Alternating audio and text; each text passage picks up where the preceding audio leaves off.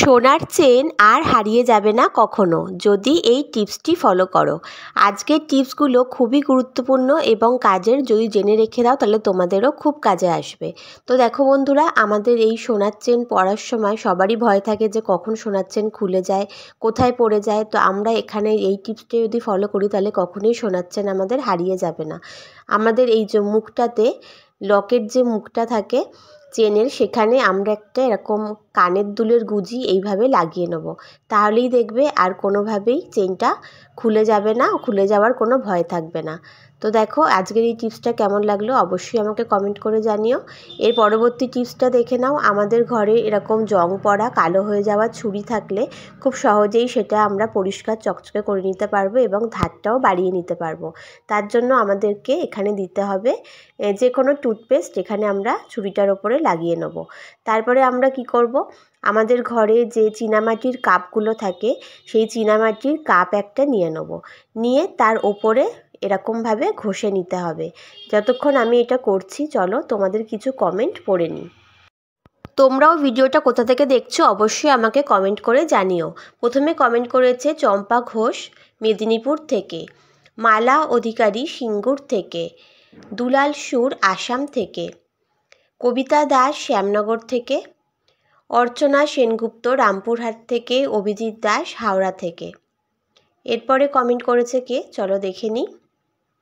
এরপরে কমেন্ট করেছে ইন্দ্রাণী বাগ হলদিয়া থেকে, নীতা চক্রবর্তী মালদা থেকে। তো দেখো বন্ধুরা, তোমাদের সবাইকে অনেক অনেক ধন্যবাদ আমার ভিডিওতে কমেন্ট করার জন্য, আর তোমাদেরকে অনেক অনেক ভালোবাসা এত সুন্দর সুন্দর কমেন্ট করার জন্য। দেখো তোমাদের কমেন্টগুলো পড়তে পড়তে আমার এটা পরিষ্কার করা হয়ে গেছে, ধুয়ে এনে দেখাচ্ছি। দেখো কতটা সুন্দর চকচকে পরিষ্কার হয়ে গেছে, আর ধারটাও কিন্তু বেড়ে গেছে। তোমরাও এইভাবে বাড়িতে করে নিতে পারো। তো চলো বন্ধুরা, এর পরের টিপসে চলে যাই। আমাদের ঘরে চশমার কাচগুলোতে কিন্তু অনেক সময় এরকম অস্পষ্ট ঝাপসা হয়ে যায়, দাগ পড়ে যায়। সেগুলো আমরা কিভাবে সুন্দর করে একদম নতুন চশমার কাচের মতো পরিষ্কার করে নিতে পারবো সেই টিপসই আজকে তোমাদের সাথে শেয়ার করছি। তো এখন দেখো কি করব, আমাদের এই চশমার কাচগুলোতে আমরা যে কোনো ধরনের সাদা টুথপেস্ট লাগিয়ে নেব। সাদা রঙের টুথপেস্ট এখানে ব্যবহার করবে, অল্প করে এরমভাবে লাগিয়ে নেব কাচের ওপরে। তারপর কাচটার ওপরে আঙুল দিয়ে ভালো করে পুরোটা এরকমভাবে হাত দিয়ে ঘুরিয়ে ঘুরিয়ে কভার করে লাগিয়ে নেব, সামনে পিছনে দু জায়গাতেই। তারপরে এটা আমরা ভালো করে জল দিয়ে পরিষ্কার করে ধুয়ে নিয়ে আসবো। ধুয়ে আনার পরে একটা পরিষ্কার সুতির কাপড় দিয়ে ভালো করে মুছে নেব। তারপরে দেখবে যে কাচটা কত সুন্দর পরিষ্কার হয়ে গিয়েছে, আর কাচের ওপরে যত ধরনের দাগ ছিল সেগুলোও কিন্তু চলে গিয়েছে। আজকের এই 3টে টিপস তোমাদের কেমন লাগলো অবশ্যই কিন্তু কমেন্ট করে জানিও।